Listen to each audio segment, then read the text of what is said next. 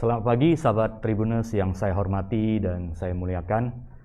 Pagi hari ini live talk show di Facebook Tribun Medan 16 Juli 2021 jam 10 sampai 1 jam ke depannya kita akan membahas strategi memenangkan pasar internasional bersama Bapak Ricky Afrianto, Global Marketing Director Mayora Group. Sebelumnya Pak Ricky pernah menjadi Direktur Pemasaran dan mengelola 21 merek di 5 kategori: biskuit, permen, wafer, coklat, Regional Marketing Manager, adult kategori for Asia and Middle East, Fonterra, brand Singapura. Pak Ricky Afrianto adalah seorang ahli strategi merek yang energik dan memiliki banyak ide dalam meningkatkan laba perusahaan dan merek-merek produk ya. Pak Ricky juga adalah pemimpin yang bekerja keras dengan keahlian yang sudah terbukti dalam manajemen merek, memiliki kemampuan yang sangat baik mengidentifikasi peluang melalui penelitian pengembangan peluncuran produk baru sehingga Mayora dapat melakukan ekspor di 100 lebih negara di seluruh dunia. Pak Ricky juga pernah mendapatkan penghargaan Marketer of the Year 2014 di bidang FMCG. Mari kita sambut Pak Ricky Afrianto. Selamat pagi Pak Ricky. Ya, selamat yang pagi. Sudah berkenan untuk terima kasih buat undangannya dan selamat pagi buat Tribuners ya Pak ya, khususnya yang di Medan ya Pak. Iya, terima kasih ya Pak Ricky ya atas kesempatannya. Kita doakan sehat-sehat selalu ya. Kita doakan juga untuk seluruh warga negara Indonesia, semoga kita cepat ya selesai dalam menghadapi pandemi COVID-19 dan kita sehat-sehat selalu dan jaga selalu kesehatan karena kesehatan sangat penting. Mari kita jaga protokol kesehatan bersama, kita doakan semoga pandemi ini cepat berlalu dan Indonesia akan berjaya kembali. Amin, Pak. Pak Ricky, luar biasa ini Pak Ricky dengan Mayora yang bisa ekspor di 100 negara lebih ya. Dan di 100 lebih negara, betul Pak. Produk yang berkualitas dan merek yang terkenal. Bahkan ya, saya melihat ada produk merek permen Kopiko yang sudah sampai ke luar angkasa. Ini luar biasa. Ini bagaimana menciptakan produk yang bisa diterima banyak negara dan apakah ada dilaksanakan penelitian terhadap keinginan, needs and want dari customer sehingga dapat membaca perilaku konsumen di negara tujuan sehingga ekspor ini semakin lama semakin berkembang. Kan tidak mudah ini Pak, bisa ekspor ke 100 negara dan luar biasa lagi adalah tadi ya sudah disampaikan bisa diterima sampai ke luar angkasa. Nah hari ini kita dari Tribuners Medan Sumatera Utara ingin mendapatkan pencerahan ini dari Pak Ricky, bagaimana kita bisa membangun sebuah perusahaan yang sangat kuat dan konsisten dan dapat melakukan ekspor, mendapatkan devisa bagi negara dan kita menjadi perusahaan yang kuat dan andalan di Indonesia. Mungkin Pak Ricky bisa waktunya untuk sharing untuk kita bersama. Silakan Pak Ricky. Siap, terima kasih Pak Sianyet dan buat perkenalannya yang luar biasa. Waduh, jadi takut saya. Tapi semoga sharing kali ini bermanfaat buat Tribuners Pak ya, khususnya yang ada di Sumatera Utara ya. Nah, boleh ini Pak, sorry saya ulang dulu, mungkin sharingnya biar ada soundnya nanti Pak. Ya. Iya. Apakah Pak Sianyet sudah bisa terlihat Pak? Bisa Pak. Silakan Pak, cukup jelas. Iya, selamat pagi Pak Sianyet dan Tribuners semuanya. Kita bisa langsung mulai. Jadi topiknya yang dikasih sama Pak Sianyet cukup menantang, yaitu gimana strategi memenangkan bisnis kita di pasar global. Jadi terima kasih buat kesempatannya. Nah, tapi sebelum ada sesi nih Pak Sianyet, kalau boleh sedikit kita ajak interaksi para Tribuners juga. Mereka menjawabnya dalam hati nggak apa-apa, tapi nanti diwakili Pak Sianyet aja gitu ya. Siap. Nah ini ada kalimat Pak di bawah ini yang mungkin tidak perlu diartikan, tapi tugasnya gampang. Kayak kalau kita ngelihat iklan di YouTube, kan itu kita kasih waktu 6 second atau 6 detik. Nah nanti menarik nih kalimat di bawah ini keluar, para Tribuners dan juga Pak Sianyet boleh ngitung lah ada berapa banyak huruf F yang F Fanta ya. Nah, kalimatnya di bawah ini. Jadi dari sini sampai sini kita bareng-bareng hitung. Saya kasih dalam waktu 6 detik. Kita mulai dari sekarang nih para Tribuners sama Pak Syangir. Saya hitung detik 1, 2, 3, 4, 5, 6. Nah, para Tribuners boleh jawab dalam hati nih, ada berapa banyak huruf F. Tapi untuk mewakili saya akan tanya kepada inspiratif moderator kita nih, Pak Syaniat. Kalau dari Pak Syaniat sendiri ada berapa huruf F ya Pak di sini? 3, Pak. Ada 3, betul. Oke, menarik sekali. Jadi biasanya kalau 3, F di sini 1, F di sini 2, sama F di sini 3 ya Pak? Iya. Iya betul, tapi sebenarnya ada 6. Jadi mungkin yang menjawab ada 3, ada 4, ada 6. Pasti Tribuners jawabnya beda-beda. Sebenarnya ada 6 Pak Syaniat. Yang biasa kelupaan ada di 1 di sini, 2 di sini off, 3 di sini off-nya lagi. Jadi off-nya nggak kebaca, Pak? Off-nya nggak kebaca. Iya betul. Jadi ini memang menarik ya Pak. Jadi saya lihat kan Master NLP juga nih Pak Syaniat. Saya jujurnya tertarik. Jadi kalau memang orang marketing, orang bisnis, sebenarnya NLP sangat penting ya.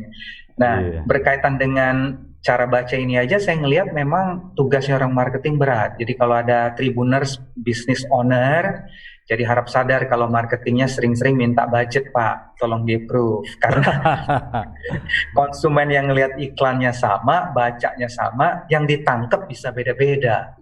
Jadi inilah tugas berat marketing. Terlihat simple, tapi memang kompleks. Kadang-kadang orang sales marah Pak, orang marketing ini mikirnya kok ribet banget gitu. Hasilin sales enggak tapi ribet. Nah mudah-mudahan dengan saling memahami kita bisa membuat program marketing yang menghasilkan sales dan profit pastinya. Itu pembukaan aja Pak Syaniat, terima kasih tadi. Dan Tribuners pasti udah jawab dalam hati lah dan menarik. Menarik Pak. Nah perkenalan sedikit, 1 halaman untuk Mayora. Saat ini bisnis kita di 3 billion US dollar atau saat ini udah di atas 35 triliun. Nah, yang menariknya kita ini adalah 50% itu income-nya satu dari Indonesia, 50%-nya lagi itu dari luar Indonesia. Nah, persis yang untuk pasar tadi kan sudah ada di 100 negara lebih. Nah, saya sih cukup bangga sebagai orang Indonesia, ternyata merek Indonesia itu bisa berjaya di pasar global. Nah, dengan adanya hal ini, saya yakinlah Pak Syaniat semakin banyak merek-merek Indonesia yang akan bisa berjaya di luar negeri. Amin. Kalau kita yakin kualitas sebenarnya kita nggak kalah sama sekali, Pak.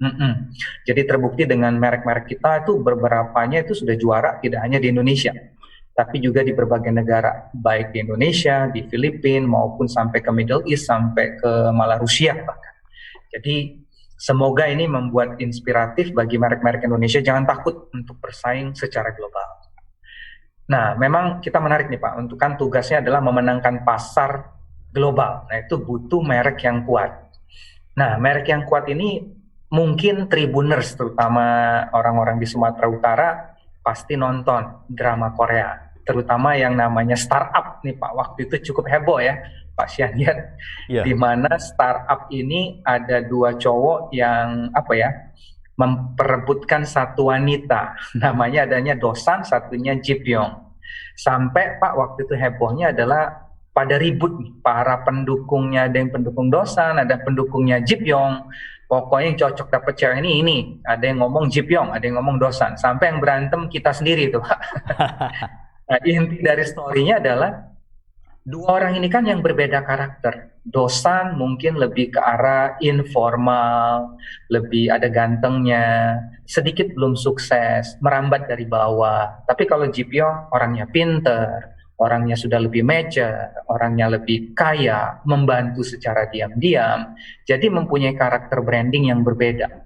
Nah, jadi memang yang setelah kita harus sadar ini, baik pemilik bisnis sebenarnya tidak hanya marketer, sebenarnya itu setiap produk kita itu tidak bisa memuaskan semua orang. Jadi memang itu harus kita sadari.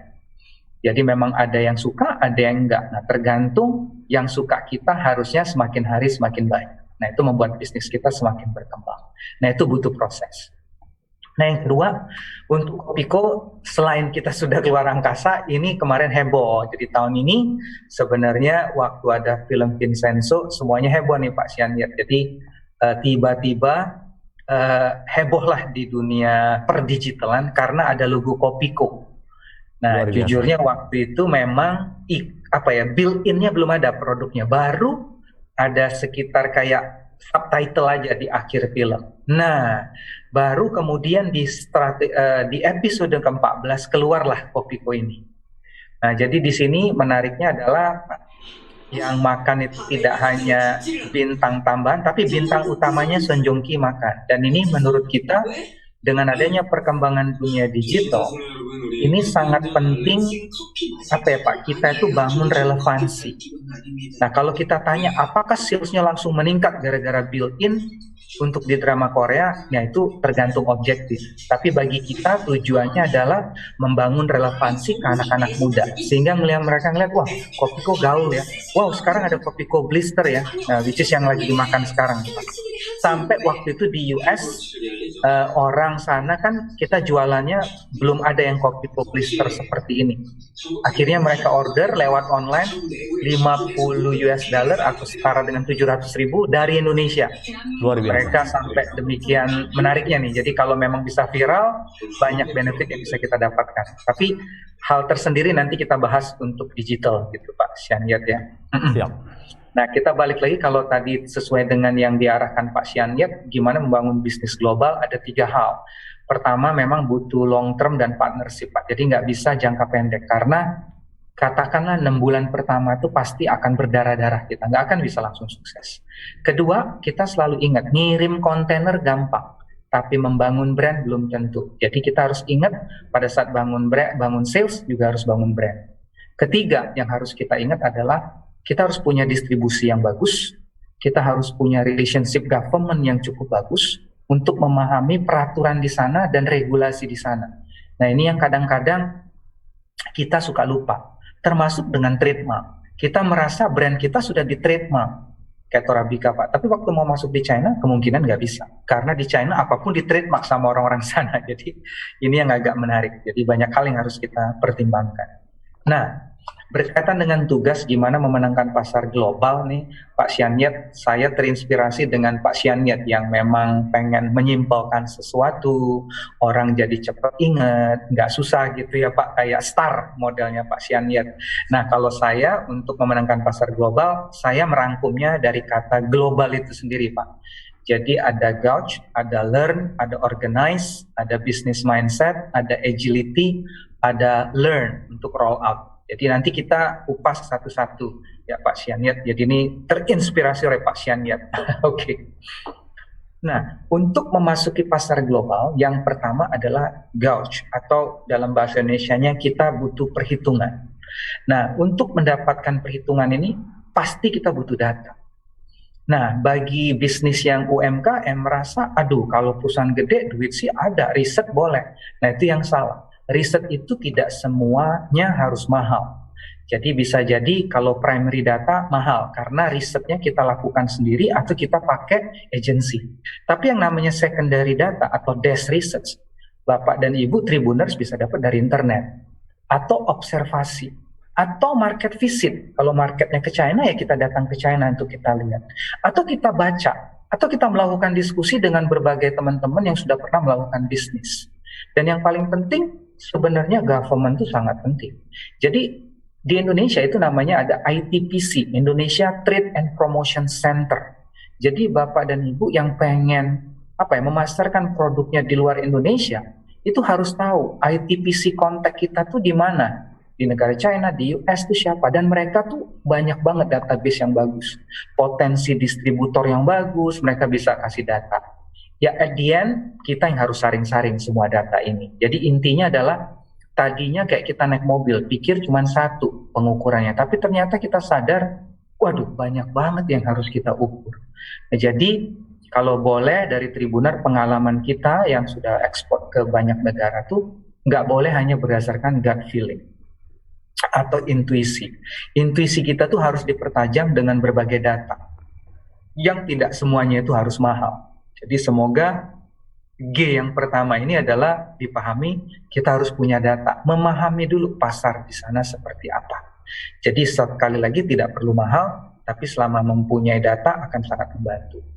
Kedua, kita pelajari nih Pak, Kebanyakan orang adalah melihat faktor internal.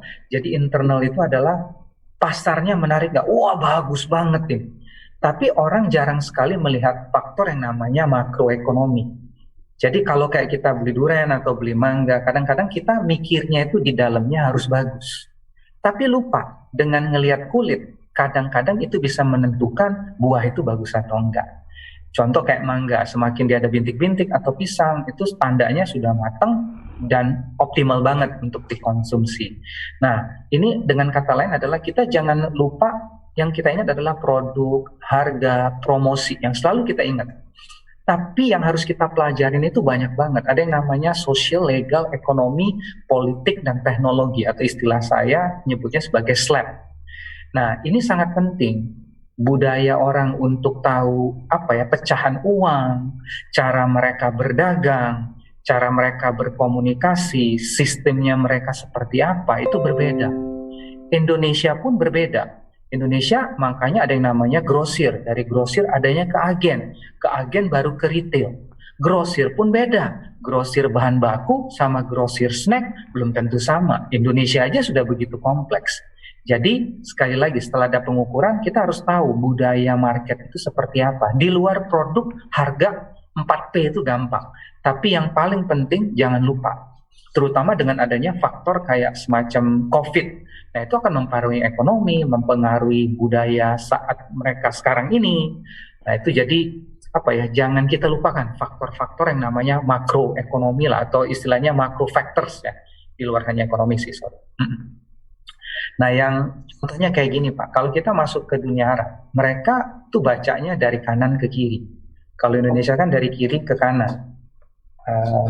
Jadi seperti ini adalah kalau mengarahkan matanya menoleh ke kiri, artinya dari sini kita lihat gambar ini secara tidak sadar mata kita diarahkan untuk melihat ke kiri di sini. Nah disinilah maksudnya pentingnya memahami budaya. Nah ini jadi semoga membantu memberikan inspirasi. Satu. Nah tadi global, G sudah, L sudah untuk mempelajari budaya, dan yang ketiga adalah organize.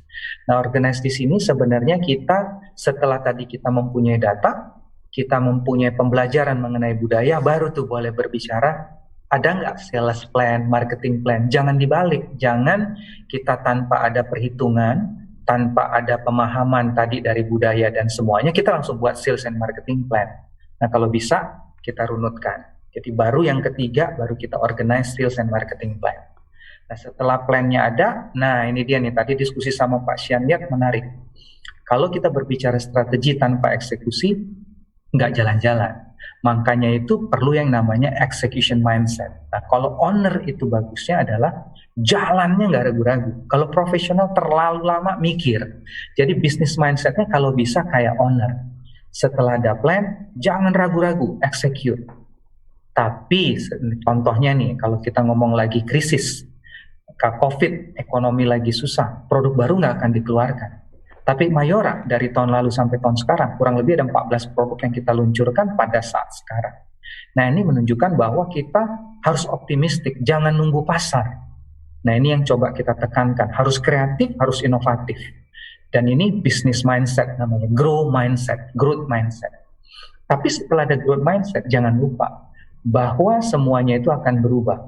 Berubah itu karena konsumen, berubah itu karena kompetitor, berubah itu karena internal kita sendiri, atau ada perubahan kayak faktor di luar itu seperti COVID. Nah jadi perusahaan harus agile. Yang tadinya buat kosmetiknya lagi turun, bisa nggak bisnisnya dialihkan untuk buat hand sanitizer dulu. Nah itu masukan dari agility. Atau kedua, setelah kita sukses, ada lagi nggak yang harus kita robah? Contoh klasik Nokia, karena mereka sudah bangga, tidak berubah, tidak menangkap yang terjadinya perubahan, mereka tenggelam sekarang. Begitupun dengan BlackBerry. Dengan adanya WhatsApp yang demikian gampang, BlackBerry-nya jadi tersingkirkan. Nah, ini yang kita namain dengan agility. Jadi tadi kita ada pengukuran, kita belajar di luar 4P, ketiga tadi kita juga harus punya mindset agile, business mindset. Nah setelah punya business mindset, jangan lupa kita juga harus agile atau mau berubah. Nah yang global, yang terakhir adalah kita harus juga agile global. L ini belajar ulang. Jadi setelah kita sukses, kita harus ngelihat lagi sebenarnya kesuksesan kita ini bisa dijadikan model. Nah, maksudnya model itu adalah kalau saya sukses di Cina, pembelajaran apa yang harus saya pahami, saya buat bukukan, sehingga ketika saya roll out ke negara lain, itu saya bisa pakai. Tapi hati-hati, setelah kita roll out pun butuh beberapa penyesuaian. Tidak semua yang kita sukses di China bisa kita bawa di negara lain. Karena negaranya berbeda, jadi balik lagi, globalnya harus dipakai lagi. Jadi istilahnya PDCA itu, plan, do, check, action, jangan dilupakan. Kata orang jadinya plan, do not change anything, itu yang salah ya. Jadi kalau PDCA ya, plan, do, check, action, bukan please don't change anything. Jadi memang yang namanya bisnis tidak ada yang selamanya fix, jadi harus bisa berubah-berubah. Jadi kalau saya summarin lagi adalah kita harus punya pengukuran, kita harus belajar, learn, belajar ini bukan hanya 4P tapi juga budaya, struktur perdagangan di sana, ekonomi di sana. Nah setelah ada baru kita buat yang namanya organizer plan, sales sama marketing plan. Setelah itu kita harus punya juga business mindset, jangan mikir kelamaan tapi nggak jalan-jalan. Tapi kalau dengan adanya business mindset dan sudah sukses, jangan lupa untuk agility. Nah, kalau agility-nya sudah ada, kita baru buat yang namanya roll out bundle. Atau apa sih yang kita pelajari, beberapa bagian yang bisa kita bawa untuk kita terapkan ke negara lain. Jadi, semoga ini Pak yang cukup strategis sedikit lah dari kita dan berdasarkan pengalaman untuk masuk ke pasar global. Nah, ada 2 slide terakhir nih Pak Syaniat, saya agak sedikit provokatif. Hati-hati yang namanya pembunuh brand, itu CEO loh. Pertama, kalau Tribuners business owner, kadang-kadang kita lupa, selalu merasa kita paling benar. Nah, itu bisa membunuh brand. Kita nggak dengerin employee kita. Atau kedua, kalau di multinasional, CEO itu atau presiden director itu kan ditempatkan 4 tahun. Mereka kadang-kadang hanya mikirkan sales, tapi belum tentu bangun brand. Kedua, namanya Chief Marketing Officer. Kalau kita panggil orang paling berkelas, marketingnya paling top, biasanya suka merubah strategi. Desain packaging diganti, strategi diganti, tanpa memahami kenapa kita bisa sukses dan sebesar sekarang ini. Itu juga bisa jadi pembunuh brand. CFO, marketing minta duit selalu di challenge, nggak dikasih. Mana ROI-nya, mana return on investment-nya. Ini juga bisa jadi pembunuh brand. Global atau regional marketing, nggak tahu market lokal, tapi sok-sok mengambil keputusan atas lokal market, itu juga jadi pembunuh brand. Orang marketing, kerjanya cuma ngejar award, senengnya ikut event-event yang indah, fashion show, tapi nggak melahirkan sales, itu juga problem. Orang sales, pembunuh brand juga, karena yang dikejar hanya sales tanpa benar-benar memikirkan brand itu bangun equity atau enggak, yang pokoknya bulan ini saya tercapai sales. Operational team, pokoknya the minute kita minta nambah SKU, nggak mau, karena supply chain-nya semakin kompleks. Jadi pas kita masuk ke negara lain, kita butuh adjustment, nggak di-approve. Susah lagi. Pakai aja kemasan yang ada, kita fail juga. Yang terakhir, partner kita, creative agency. Nah, creative agency pengennya menang award, jadi tidak memahami komersial. Nah, mereka ini bisa jadi pembunuh brand. Jadi ada 8 the silent brand killers, ini provokatif. Tapi sebenarnya mereka itu nggak pembunuh brand, menurut saya para Tribuners.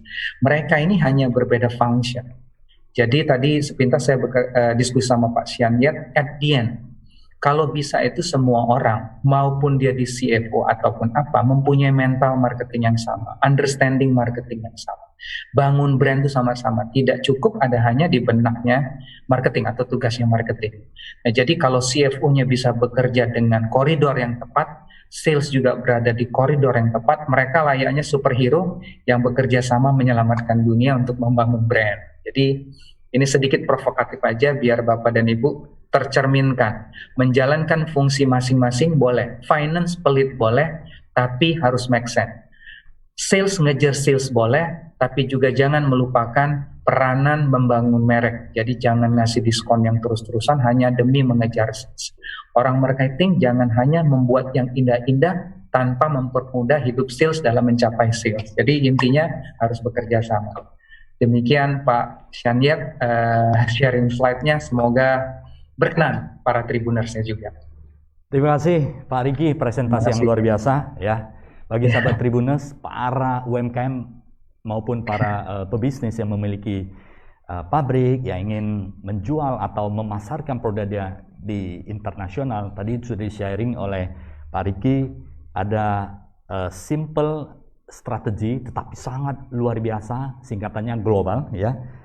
Ada gates, harus ada research ya, jangan asal langsung tembak, jual, tapi harus ada penelitian di daerah tujuan seperti apa, dan kemudian learn ya dari makroekonomi, kemudian sosial, legal, produk, dan budaya di daerah lokal seperti apa, do and don't yang boleh dan tidak boleh dilakukan, dan baru setelah itu baru organize ya, sales and marketing plan baru dibuat. Jangan sales and marketing plan pokoknya target perusahaan, internal baru eksternal, itu akan menyebabkan mungkin risiko kegagalan tinggi.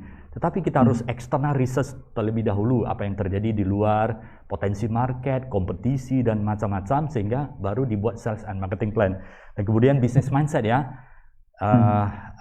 jangan hanya planning di atas kertas, tapi eksekusi ya, itu yang paling penting ya. Tanpa eksekusi, not execute ya, tidak execute, itu artinya ya hanya di atas kertas ya, tidak akan mendapatkan apa-apa. Dan agility kita harus bisa bermanuver, bisa beda-beda antara negara satu dan lainnya, dan kemudian learn ya, belajar kembali, karena success story di negara yang satu belum tentu di negara lain itu bisa sama.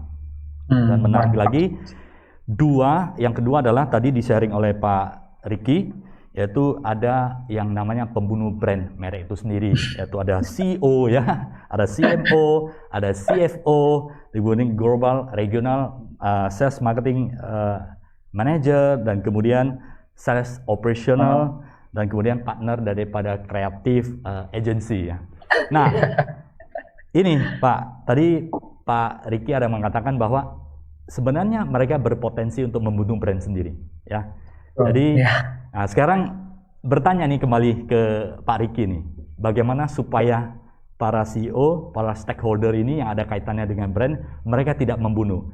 Apa yang harus dilakukan? Misalnya contoh, kesepakatan apa yang harus dilakukan? Apakah sebelum kita eksekusi kepada produk, marketing mix, kemudian brand itu kita launch di suatu negara tujuan, apakah di antara CEO, CMO, CFO ya, kemudian harus ada satu kesepakatan dulu, misalnya budgetnya berapa, kriteria keberhasilan produknya seperti apa, sehingga jikalau pasti di dalam launch sebuah produk di sebuah negara, pasti ada rasio kegagalan itu Pak. Dan kegagalan ini biasanya, kalau kegagalan ya ini biasanya akan dikritik banyak pihak ini Pak. Dari si finansial ini, Anda ini buang-buang duit, ya kan? Tidak menguntungkan perusahaan, salah strategi dan macam-macam. Padahal di dalam dunia marketing, the battle of customer mind dan kompetisi yang begitu hebat, rasio keberhasilan produk seperti apa Pak? Misalnya contoh, tadi kan Mayora ada dari tahun lalu sampai sekarang itu ada 14 produk baru yang dikeluarkan. Nah, kira-kira apakah ada KPI nggak Pak? Kira-kira misalnya rasio keberhasilan sebuah produk itu berapa persen? Dan kemudian kriteria keberhasilan produk itu apakah sudah dicatat misalnya di dalam sebuah kriteria KPI? Oke, sebelum launching produk baru, prosedur apa yang harus dilakukan sehingga tingkat keberhasilan itu menjadi maksimal dan kita ya minimalisasi kesalahan Pak. Jadi persiapan secara internal supaya bisa berhasil, dan bagaimana kedua itu bagaimana menghadapi, meyakinkan CFO, si finansial, dan kemudian seluruh stakeholder yang ada di dalam organisasi supaya mereka yakin terhadap apa yang sudah diplan oleh CMO, sehingga nantinya kita bisa berjalan bersama, kita kawal, kita jaga brand itu sehingga bisa mencapai sukses yang luar biasa. Silakan Pak Riki sharingnya.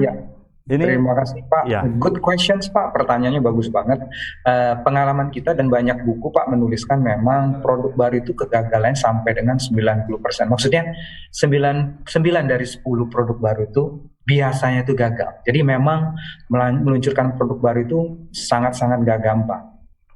Nah, berbalik lagi ke pertanyaan Pak Xianyet, gimana sih kita bisa mereduce resiko untuk gagal?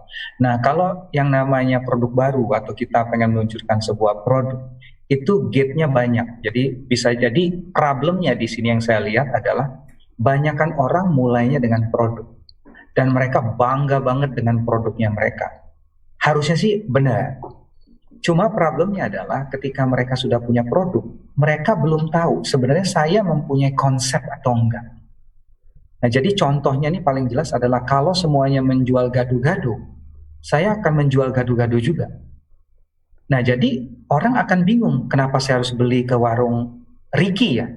Semuanya jual gado-gadonya sama. Tapi kalau saya punya konsep gado-gado saya dari kacang mede, nah itu berbeda. Persis yang saya suka banget dengan Minute Maid Poppy Orange. Jadi ini produk ini sebenarnya kayak sirup, minuman jus lah, kayak sirup banget. Kalau minum ya biar nggak haus gitu. Tapi mereka sukses banget, mungkin sudah 1 triliun. Kenapa? Karena mempunyai bulir jeruk. Nah, bulir jeruk ini yang kita namain sebagai konsep. Jadi balik lagi, kalau boleh produknya itu jangan bangga dulu kalau punya produk. Kita punya right of win nggak? Atau istilahnya apa itu ya? Mempunyai pembeda yang membuat kita menang dibandingin orang lain, yang membuat produk kita pengen dicoba orang lain. Nah, jadi produk aja itu selalu tidak cukup. Makanya kalau di marketing yang benar-benar itu sebenarnya ada yang namanya konsep test dulu. Jadi sebelum kita berbicara produk, kita harus mempunyai solid konsep. Apakah menarik konsepnya? Apakah membuat orang pengen coba? Nah, dari konsep ini baru kita ngeliatin produknya seperti ini loh. Kamu suka atau enggak? Orang setelah beli atau setelah makan pengen beli lagi atau enggak? Nah, kalau dua ini lolos, baru kita membuat yang namanya integrated marketing plan. Nah, integrated marketing plan ini tidak bisa bekerja sendirian. Jadi balik lagi, setelah Anda memahami konsep, mempunyai produk, nah CEO, CFO, mereka harus tahu proses ini. Jadi semua organisasi harus melihat, wah iya bener banget, ini nih konsepnya, mantep banget, produknya juga cukup, oke. Jadi dari operasional juga agree, semuanya agree, jalan nih Pak satu, mereka harus bersatu. Nah, baru mereka buat plan. Nah, di mana membuat plan ini tentunya akan mempunyai KPI. Jadi kalau KPI-nya nanti CFO-nya akan diperlihatkan, P&L-nya atau profit and loss-nya, laporan keuangannya, tidak hanya setahun, mungkin perlu 3 tahun. Prediksi. Tidak ada yang tahu, tapi bukan berarti marketing nggak melakukan. Nah, itu orang marketing harus benar-benar sama finance buat yang namanya planning 3 tahun. Tapi di dalam planning ini nggak bisa melupakan faktor orang sales. Dia juga harus mempunyai confidence, bisa nggak jual angka-angka ini. Nah, orang pabrik bisa nggak mendeliver produk-produk yang ukuran harga pokoknya seperti ini. Nah, itu dari salah satu KPI internal. Tapi ada juga yang namanya target yang kita tujukan ke konsumen. Nah, itu harus kita ukur. Dari orang 100 yang coba, dari ada 100 orang yang tahu merek kita, berapa yang coba? Dari yang coba, berapa banyak yang sebenarnya konsumsi kita jadi rutin? Kalau dia suka, kenapa? Kalau dia nggak suka, itu kenapa? Nah, itu balik lagi kalau di marketing, risetnya banyak banget dan bisa banget. Balik lagi, tergantung skalanya, bisa besar, bisa kecil. Tapi contohnya, kalau saya ini UMKM, waduh saya nggak punya data riset seperti itu. Oke, saya mempunyai restoran ayam goreng di Medan. Saya harusnya mempunyai gambaran dari 100 yang datang, kelihatan nih konsumennya balik lagi nggak ya? Kalau balik lagi kita tanya, kenapa? Apa yang dia suka? Apa ada perlu yang kita perbaikin? Nah, itu bisa kita tanya. Nah, dari situ aja kita punya feeling. Jadi, lupakan bisnis itu besar atau kecil. Bagi saya, seperti yang Pak Sianyet bilang, perlu kejelasan KPI-nya ini harus di-agree masing-masing pihak. Dan KPI itu bisa banyak ragamnya. Dari internal ada, tapi jangan lupa dari faktor konsumen. Karena ini yang menentukan kita. Kalau konsumennya tidak repeat atau tidak kembali lagi ke kita, bisnis kita akan susah.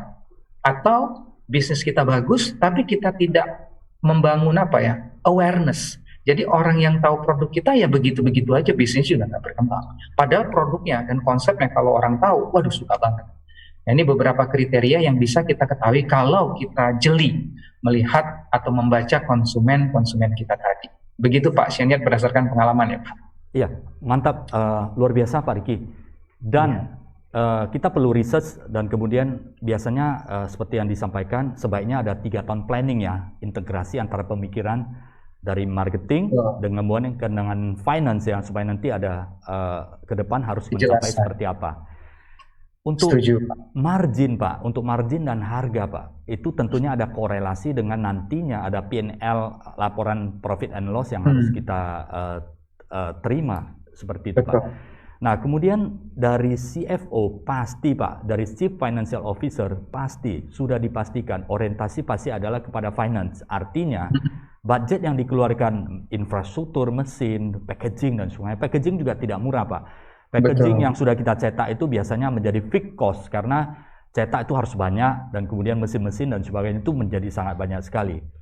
Dan bagaimana supaya bisa dari persiapan sales and marketing supaya bisa rasio keberhasilan itu dapat sesuai ya, minimal berapa persen Pak minimal biasanya hit target yang sudah disepakati Pak Riki? Oke, ya, pertanyaannya bagus banget tuh Pak. Jadi balik lagi, bagi saya yang paling penting itu adalah konsep dan produknya itu harus meyakinkan. Jadi CFO dan CEO sudah yakin.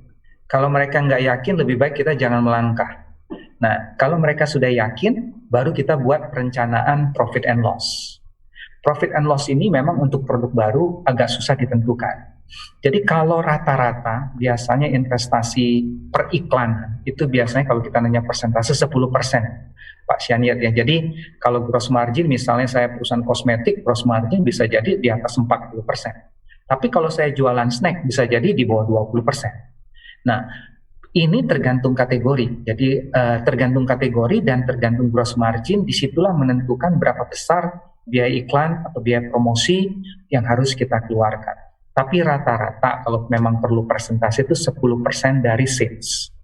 Nah, pertanyaannya metodenya seperti apa? Banyak sekali kalau produk baru di tahun pertama spendingnya bisa jadi mungkin 15% atau 20% dari sales atau bahkan 30% dari sales.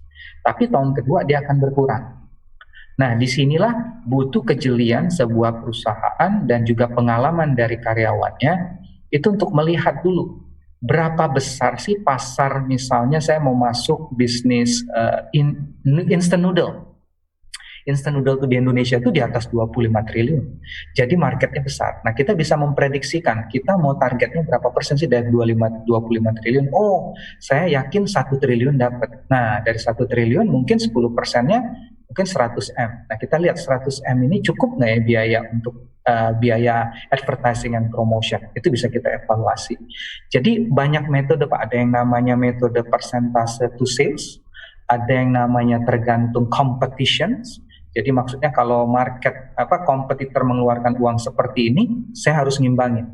Ada juga yang namanya investment priority, jadi kita melupakan profit and loss, tapi kita hajar bahkan sampai negatif dulu di tahun pertama, bisa juga. Tapi yang bagus pengalaman saya harus ada kombinasi. Kita harus tahu sales kita bisa dapat berapa dari pangsa pasar yang ada. Kedua, kita ngelihat juga gross margin kita seperti apa, dan kita sesuaikan besarannya. Nah, nanti ada penyesuaian. Oh, tahun pertama saya butuh lebih nih. Nah, finance akan mengerti juga karena ada tujuan tertentu yang ingin kita capai. Tapi dilihat nih, tahun ketiga kita sudah bangun bisnisnya jadi profit. Jadi benar-benar Pak, balik lagi konsep dan produk tidak ada yang mempertentangkan, harus. Jadi firm dulu di situ. Tapi kalau itu aja masih belum firm, susah. Contohnya firm itu adalah kalau saya punya produk, misalnya nih Pak, saya jualan baju hijab. Nah, pertanyaannya sekarang, yang jualan baju hijab banyak. Kenapa dia harus beli dari saya? Atau saya jualan lagi yang namanya restoran ayam goreng. Ayam goreng sudah banyak. Kenapa dia harus ke restoran ayam goreng saya? Nah, kalau pertanyaan ini aja tidak bisa kita jawab, artinya konsep sama produknya belum tentu oke. Nah, itu jangan melangkah dulu bagi saya, Pak. Tapi kalau sudah yakin, oh iya pembedanya ini, ayam gorengnya beda, belum ada sebelumnya, wah rasanya makan, crispy-nya bedanya gorengnya beda. Nah, itu pasti biasanya akan lebih gampang dapat approval dari berbagai function. Nah, setelah di-approve pun konsep sama produk ini, kita harus balik lagi mempunyai planning yang make sense dalam hal berapa biaya advertising tadi yang seperti kita bilang. Nah, disitulah butuh beberapa metode, Pak. Jadi nggak bisa dipegang satu metode. Tapi in general, kalau memang pengen dipaksa, biasanya rata-rata pegangan orang ya di bawah 5-10% lah, Pak, yang sangat-sangat bagus gitu ya, Pak Syaniat. Iya, menarik, Pak. Jadi kalau untuk strategi new product development, biasanya branding atau promosi bisa 30, nanti makin lama turun, more or less itu di 10% ya, 5-10%. Nah, Pak Riki, untuk menentukan bahwa produk ini layak kita jalankan atau kita non-eksekusi kembali, kita butuh waktu berapa lama? Misalnya produk ini kita booster terus nih, gak terangkat lagi itu. Biasanya kita berikan kesempatan new product launch ini berapa lama? Oke, nah produk launch itu Pak, Jujur yang lama itu adalah menentukan konsep, Pak. Jadi menentukan konsep sama produk yang bagus itu yang takes time. Karena Bukan, misalnya Pak kalau Riki. kita buat biskuit, Pak, produk yang enak itu kan butuh proses lagi kan. Tapi yang paling penting itu adalah konsep. Contohnya Pak, kita meluncurkan lei mineral. Lei mineral itu kan water, sama lah semua air katanya. Tapi kita rasa kita harus punya konsep yang kuat. Oh, akhirnya keluar lei mineral itu satu, botolnya keras sebelum dibuka. Kenapa keras sebelum dibuka? Biar tidak terjadi oksidasi mineralnya. Jadi terus kedua, rasanya ternyata beda. Karena kenapa? Dari sumber air pilihan yang mineralnya beda khusus, sehingga ada bikarbonat. Pas diminum ada manis-manisnya. Nah, ini yang dinamakan sebagai konsep. Jadi orang lihat, oh beda ya. Nah, tanpa ada konsep itu Pak, produk kita susah untuk dipilih. Nah, jadi yang lama balik lagi menentukan konsep dan produk ini nih Pak, sampai itu tuh benar-benar diterima. Nah, kalau masalah setelah diluncurkan, nah memang beda-beda nih Pak. Biasanya kalau memang produk itu diinvestasikan cukup besar dan bisa diiklankan lewat TV, kita udah akan kelihatan within 1 tahun bisa kelihatan. Tapi kalau produknya dipromosinya itu memang belum melakukan TV, nah itu agak lama Pak. Nah, biasanya kita itu suka salah ngambil decision, produknya nggak laku, kita kill. Padahal ada banyak pengaruh Pak. Orang belum tahu. Kalaupun orang sudah tahu, produknya nggak pernah ditemukan di lapangan. Nah, hal-hal yang begini yang saya lihat harus evaluasi, harus menyeluruh. Jadi yang namanya evaluasi itu Pak harus dilihat dulu adalah produknya tersedia atau enggak. Setelah tersedia di outlet atau di dunia digital atau e-commerce, terlihat nggak, visible atau enggak. Nah, setelah dua ini terdapat, kita lihat ada trial atau enggak. Jangan-jangan orang tahu, orang lihat, tapi nggak trial. Nah, trial ini kenapa dia nggak trial? Balik lagi nanti Pak. Mungkin konsep kita yang belum jelas. Jadi bisa jadi kita lihat, evaluasi, kita relaunch lagi. Proposition atau positioning kita yang mungkin belum tepat. Tapi kalau dia sudah coba, tinggi, dan kita lihat, oh ternyata banyak banget yang nggak repeat. Kenapa dia nggak repeat beli produk kita? Oh ternyata produknya nggak sesuai dengan yang konsepnya. Konsepnya udah cakep, pas makan ayam gorengnya, wah masih kalah sama Nyonya Suwarti. Nah artinya kita gagal lagi. Jadi intinya banyak tahapan nih Pak. Dari distribution, availability, visibility, sampai dengan kenapa ada trial, kenapa nggak ada repeat. Nah ini juga bisa mempengaruhi, tergantung berapa lama kita evaluasi. Tapi biasanya kalau dia tidak dilakukan iklan di TV akan takes longer nih Pak. Tapi hati-hati jangan terlalu cepat mengambil keputusan unless kita tahu tadi kurang lebih 4 variabel tadi. Pak Syahir. Kalau masih ada growth itu berarti masih ada harapan ya Pak ya? Betul. Nah biasanya Pak kalau growth ini tricky point-nya adalah bisa ada 2 growth terjadi. Pertama memang awareness orang dan trialnya masih naik.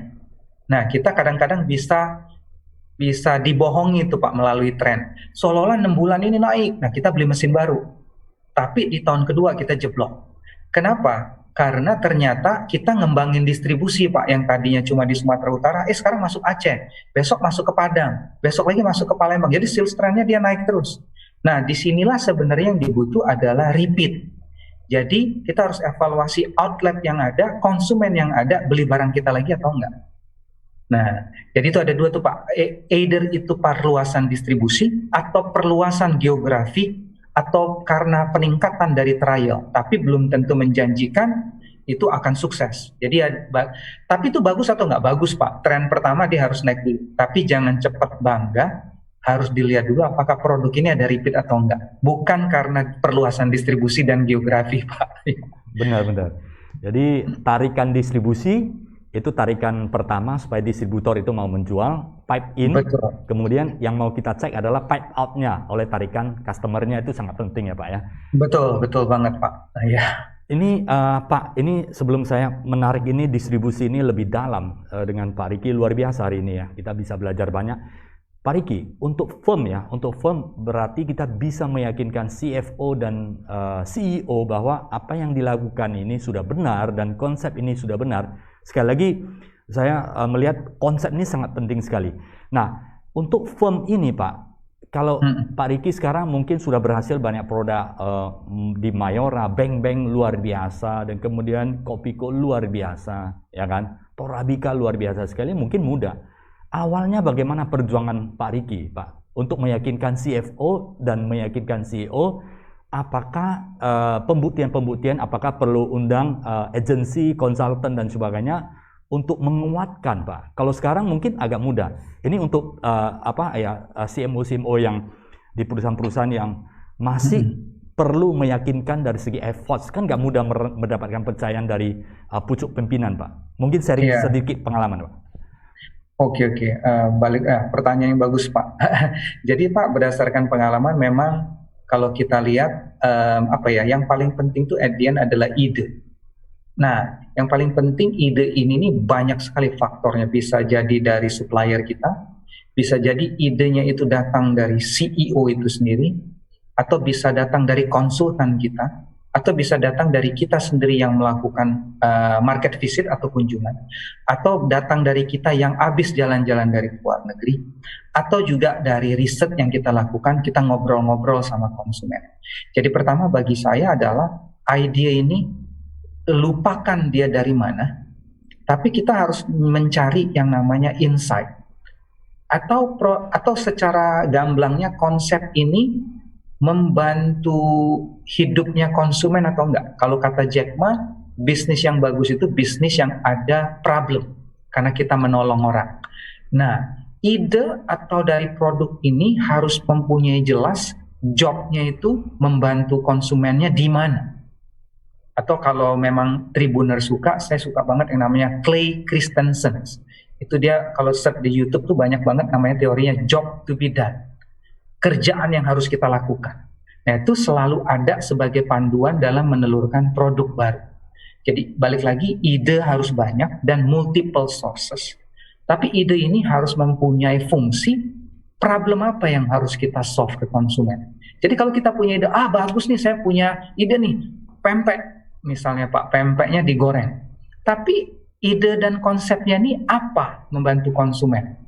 Oh, pempek ini berbeda. Pempeknya persis yang dari Palembang, tapi isinya saya kasih keju. Nah itu pun hati-hati, idenya ada, menarik, tapi apakah pempek keju itu cocok? Apakah konsumen akan terima? Nah itu balik lagi kita harus evaluasi ke konsumen. Jadi bagi saya Pak, satu lagi, ide itu satu hal, sources akan banyak banget. Nah fungsinya orang marketing ini sebenarnya adalah memastikan konsep ini benar-benar bisa menelurkan solusi bagi konsumen, atau konsepnya demikian menariknya, kayak tadi sirup tapi ada bulir jeruk asli, sehingga konsumennya tertarik. Nah setelah itu dilakukan, nah memang yang paling penting nih Pak, saya sih gak ada cara lain ya Pak, harus banyak ngobrol lewat konsumen. Kalau kita ada uang, kita pakai hire research agency, tapi kalau nggak ada, kita bisa ngobrol sendiri. Bapak dan Ibu pemilik bisnis, egonya harus hilang. Kita tanya ke konsumen, saya ada produk begini, menurut kamu gimana? Atau kalau kita ada sampel, kita kasih, kita dapat pandangan lagi. Nah, tapi jangan hanya satu konsumen Pak, kalau boleh beberapa orang.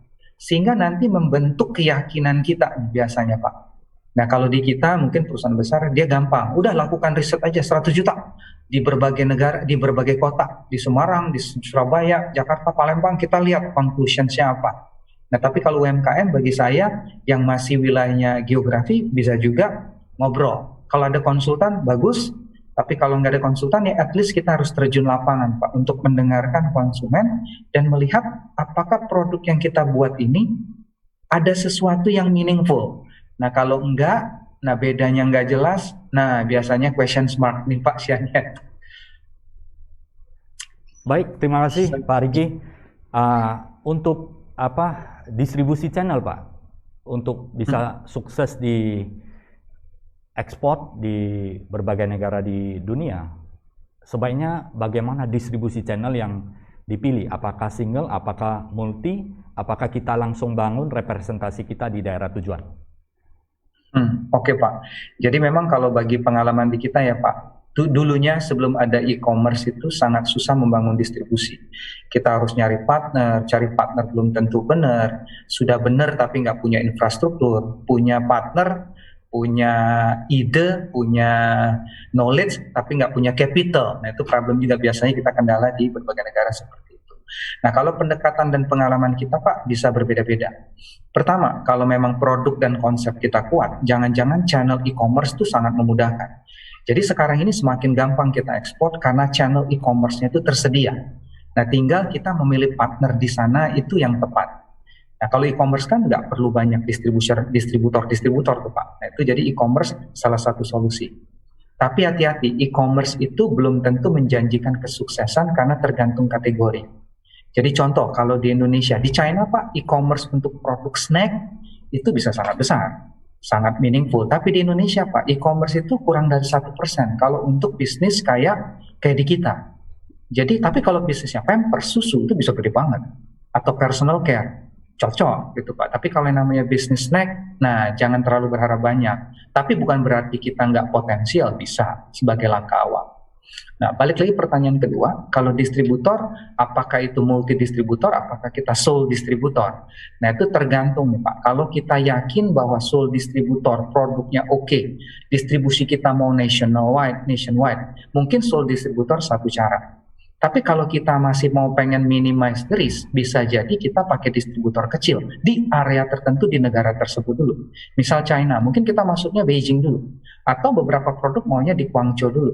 Jadi pengalaman kita kadang-kadang tidak bisa langsung nyebar besar, Pak, karena risikonya juga besar. Jadi kita biasanya mulai dari yang kecil dulu. Nanti setelah kita besar, bisnis modelnya bisa berubah, is okay. Tapi untuk di negara tertentu Pak, misalnya kayak Vietnam, akhirnya Mayora memberanikan diri, kita bangun distribusi sistem kita sendiri. Jadi banyak pertimbangan. Tapi kalau pengen setiap bisnis yang baru mulai kan, saya yakin kita akan kesulitan kalau bangun distribusi sendiri. Jadi paling baik adalah mencari partner yang tepat di daerah sana dulu, dan dari kecil dulu Pak, kalau bisa. Selain itu belajar juga e-commerce-nya. Jadi dua bisa running paralel. Sip, ya, luar biasa. Dari segi branding bagaimana Pak? Apakah branding yang paling efektif ini saat ini untuk ekspor di negara tujuan, media promo, branding strategi yang paling terbaik seperti apa? Apakah iklan TV, kemudian flyer, atau mungkin pameran dan sebagainya Pak? Ya, pameran dibutuhkan Pak biasanya dalam hal untuk mencari distributor partner. Tapi kalau ke konsumen memang Pak untuk produk kayak snack, FMCG lah gitu ya Pak. Nah ini digital ini agak susah Pak. Kenapa saya bilang susah? TV itu masih sangat efektif, sayangnya. Saya juga sedih tuh Pak, karena mau nggak mau digital ini kan berkembang terus. Tapi digital ini Pak, susah banget untuk menyampaikan pesan. Untuk FMCG. Nah, saya ambil contoh nih Pak Sianyat sama Tribuners. Pertanyaan saya gampang. Ingat iklan apa yang Anda lihat di digital? Ini kita melakukan berbagai survei di berbagai negara, ribuan konsumen. Nggak ada yang ingat Pak. Sangat banyak sedih sekali di sini. Karena saya kadang-kadang pengen nangis. Hidup saya gimana jadi marketer kalau iklan nggak ada yang diingat di digital. Kedua, dia ingat pun berkaitan yang dengan Traveloka, Tokopedia, Grab, Gojek, Booking.com. Jadi hal-hal yang memang berkaitan dengan digital biasa. Tapi pertanyaan kedua, pesannya apa sih yang disampaikan iklan-iklan yang Bapak dan Ibu lihat, katakan Gojek, Traveloka? Ada dua Pak, promo, diskon. Nah, ini yang membuat saya nangis tiap malam. Brand yang nggak diingat, kalau diingat cuma dua hal, promo, diskon. Sama halnya dengan e-commerce untuk produk-produk kayak kita yang snack. Masa saya aus mau beli dulu nunggu orang di online? Nggak bisa, karena impuls kategorinya. Atau kedua, beli beng-beng 30.000 suruh bayar 10.000, makanya nggak mau e-commerce-nya. Kecil lagi. Tapi suatu saat naik nih Pak, kita senang banget. Ternyata 3 hal lagi yang dikejar, promo, diskon, free delivery. Itulah peraturannya Tribuners yang membuat saya hidupnya susah nih. Tribuner generasi Z, generasi milenial ini yang membuat hidup saya susah. Belinya cuma pada saat 3 hal itu Pak. Kalau nggak ada itu nggak beli dia. Beli aja di warung katanya, nggak ada free delivery, nggak ada diskon. Nah, jadi hidupnya susah. Nah balik lagi ke digital Pak. Jadi yang itu aja message-nya nggak sampai, saya tanya lagi, pesan makanan dan minuman, apa merek yang Anda ingat di digital? Belas kagak ada yang ingat Pak. Nah, terus kita evaluasi, kenapa sih dia nggak ingat ini? Nah, ternyata ada 4 hal tuh Pak. Saya nyebutnya sebagai myth. Pertama adalah mental stage. Kalau nonton TV, itu mereka siap untuk melihat iklan. Wow, kejunya enak banget ya. Tapi kalau di digital, itu mereka, I'm about to do something. Saya pengen lagi lihat digital. lagi pengen lihat YouTube, nih kenapa iklan mengganggu? Mana skip button ya? Dipaksa. Kalaupun dipaksa suruh nonton, message-nya nggak nyantol di otak, Pak. Jadi kalau di NLP, Pak Syaniat lebih pakar lah tahu. Kita sudah against gitu di subconscious mind kita. Nah kedua, youth, Pak. Youth ini tribunersnya anak-anak muda ini, Pak, attention span-nya sangat pendek. Lihat TikTok scrolling, lihat Facebook scrolling cepat banget. Ya, gimana dia lihat iklan. Problemnya orang tua kayak saya yang sudah kolonial, jadi anak muda juga pas megang HP, Pak. Ini problemnya. Yang ketiga, Pak, kalau di TV prime time itu jelas. Jam 6 sampai jam 10. Ikatan Cinta, rating bisa 14%. Ditonton hampir seluruh rakyat Indonesia. Tapi di digital itu tergantung topik, tergantung tiap hari, tergantung orang. Jadi Pak Syaniat prime time-nya berbeda dengan saya. Jadi susah itu ditargetin. Nah, keempat adalah hyperactive. Jadi konsumennya zappingnya dari satu apps ke apps yang lain lincah banget. Nah, sedangkan di TV ya paling 11 channel ya 11 channel, Pak. Tapi kalau ini waduh, di samping usernya juga hyperactive, apps developernya juga berkembangnya luar biasa. Hari ini game nambahnya banyak banget. Nah, jadi mental stage kita susah karena 4 hal ini. Jadi hati-hati aja menurut saya, Pak, kalau beriklan di digital. Bukan berarti nggak boleh. Untuk kategori FMCG itu susah. Harus ada. Tapi makanya Pak, iya Pak Syanian, jadi kalau masih ada waktu, jadi saya pengen ada solusi sih. Ini hipotesa saya juga ya. Jadi saya pakai namanya MIN, Pak. MEAN. Jadi pertama harus meaningful. Jadi apapun digital program yang kita lakukan harus mempunyai makna bagi konsumen. Apakah ada social value, apakah itu mengedukasi. Contoh, Pak, sekarang ini nyebarin semua, perlunya vitamin D, makan pisang. Kita senang karena ada sesuatu value dan kita liatin. Jadi harus ada meaningful. Kedua, karena sosial media, Pak, followers sih bisa 20 juta. Tapi yang kita lihat, yang ditonton rata-rata video per hari nggak sampai 1 juta, Pak. Nah, Indonesia ini 260 juta. Nah, terus gimana kita mau ningkatin sales kalau yang ngelihatnya aja less than 1 juta? Jadi harus yang namanya engagement. Jadi kalau ada sosial media, kalau ada, jangan lupa kita harus sangat engage. Jangan diserahin ke admin, wah seneng, like, komennya banyak, tapi nggak pernah ditanggapi. Ya, itu juga jangan engage. Yang ketiga adalah appropriate. Appropriate kalau kita memasang yang namanya KOL, Key Opinion Leader, juga harus tepat. Di samping harus tepat, investment kita juga jangan menggarami air laut. Karena duitnya terbatas, ya udah kita cuma 2 juta. Padahal spending minimum tuh ada. Kita bisa tanya ke YouTube, Instagram, Facebook, minimum spend ada nggak? Biar untuk nggak sia-sia investasi kita. Daripada buang garam ke air laut kan nggak ada makna. Nah, ini harus kita evaluasi. Nah, yang terakhir adalah angka, number. Number ini penting. Nggak ada ukuran pasti di dunia digital saat ini. TV aja kalau kita sponsorship, perhitungannya nggak ada yang pasti. Jadi yang paling pasti itu adalah kita ukur sendiri. Jadi kita akan terlihat, oh pada saat postingnya di hari ini, pada saat saya berapa kali posting, oh engagement tertinggi itu ini loh. Impact ke salesnya ini loh. Nah, ini kita mau nggak mau harus belajar sendiri. Agency pun kalau kita kasih ini, pengukurannya balik lagi, Pak. Conversion lah, engagement lah, tapi apakah impact ke sales kita? Kadang-kadang kita merasa enggak.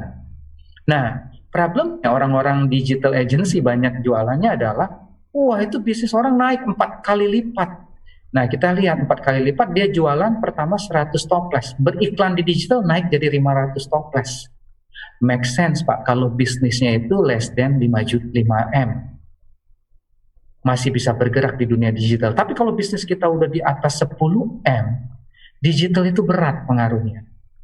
Apalagi kalau bisnis FMCG kayak Kopiko yang sudah ratusan miliar, nah pengalaman kita digital itu belum bisa menggantikan TV saat ini. Tapi di digital penting nggak? Penting banget. Makanya sekarang Mayora dan terutama saya juga punya semangat untuk belajar digital. Kita coba pakai Raffi Ahmad, kita coba pakai built-in, kita coba pakai di drama Korea. Karena TV memang pelan-pelan kan akan turun terus, Pak. Tapi kayak di Cina maupun US, TV masih ada sebenarnya. Tapi bentuknya jadi beda, jadi smart TV, jadi OTT, tapi nggak mati total. Jadi sekarang panduan bagi saya adalah gimana kita menerapkan lah, kalaupun beriklan di digital harus hati-hati, lihat kategori, dan dipikirkan baik-baik, jadi nggak wasting money lah istilahnya Pak Syaniat. Semoga berkenan itu. Luar biasa. Jadi sahabat Tribuners ya, iklan, branding, karena digitalization yang semakin kecepatannya semakin tinggi, kadang-kadang customer, audiens suka skip ya. Skip apa yang pesan disampaikan. So, tadi ada tips dari Pak Riki, buatlah sesuatu yang meaningful, yang berarti supaya tertarik orang ingin baca dan shareable. Nah, Pak Riki, ini pertanyaan luar biasa nih, terakhir ini, Pak Riki. Kalau 3 jam pun nggak selesai sama Pak Riki, banyak sekali. Jadi pertanyaan terakhir, Pak. Pernahkah gagal dalam launch sebuah produk?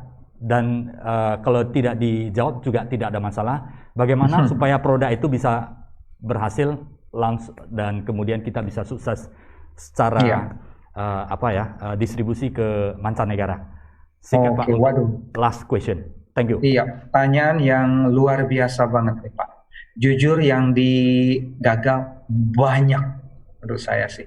Tapi saya bangga karena kalau nggak gagal Pak, kita nggak belajar. Jadi kegagalan pertama waktu saya pernah di Fonterra Brands itu kita luncurkan susu yang namanya YouCare. Nah, YouCare ini nih Pak banyak sekali problemnya setelah kita tahu kenapa dia susah. Pertama, kita nggak mempunyai infrastruktur distribusi. Padahal jualan kita itu adalah harganya lebih murah, nutrisinya lebih lengkap. Tapi karena capability untuk mendistribusikan produk yang ke area GT-nya belum begitu kuat, kita jadi trouble. Tapi sebenarnya itu nggak parah kalau kita bisa building pelan-pelan. Tapi yang jadi problem adalah ketika kita tidak memperhatikan impact atau memprediksi harga suatu produk itu akan melonjak. Jadi ada base commodity price susu, harga susunya naik banget. Nah, proposition atau jualan kita yang tadinya harganya sedikit lebih murah, itu jadi nggak bisa. Marginnya langsung minus. Nah, itu mau nggak mau akan menghit kita bad rebound. Ya, produk kedua juga kita luncurkan seperti susu, tapi balik lagi, secara strategi doesn't fit with the company. Jadi kita jualan susu, tapi produknya ini contain atau jumlah susunya kecil. Lah terus kita mau jualan susu kita di New Zealand Milk yang kooperasi begitu banyak, mau di kemana ini susu kalau kita jualan susunya dikit-dikit gitu kan? Jadi bukan produk susu sebagai andalan. Jadi banyak problem Pak. Jadi infrastruktur bisa jadi kendala. Kedua dari konsepnya itu bisa jadi kita belum tentu kuat. Tapi pengalaman saya itu juga fail, atau konsepnya kuat tapi tidak didukung dengan core kompetensi kita tadi, nggak siap kalau harganya itu bisa tiba-tiba naik, commodity prices, atau strategi yang kita terapkan itu nggak mendukung core bisnis kita yang kayak tadi itu Pak. Nah itu pengalaman saya banyak banget tuh kita gagal. Baik, ya. Terima kasih Pak Riki. Tidak terasa ya, semoga pembicaraan dengan Pak Riki bermanfaat bagi sahabat Tribuners, kita bisa belajar banyak. Dan doa kami sehat selalu untuk kita semuanya dan kita secepatnya keluar dari pandemi COVID-19 ini dan kita dapat beraktivitas sedia kala dan makin produktif dan Indonesia menjadi lebih jaya ke depannya. Terima kasih Pak Riki atas kesempatan dan waktunya. Jangan segan-segan dan jangan takut untuk sharing kembali di Tribun Medan, Sumatera Utara. Terima kasih Pak Riki. Thank you. Sukses Pak Sianyet dan buat Tribuners juga dan salam sehat juga. Terima kasih buat kesempatannya. Terima kasih Pak Riki, salam sehat selalu untuk kita semuanya. Thank you. Amin. Thank you.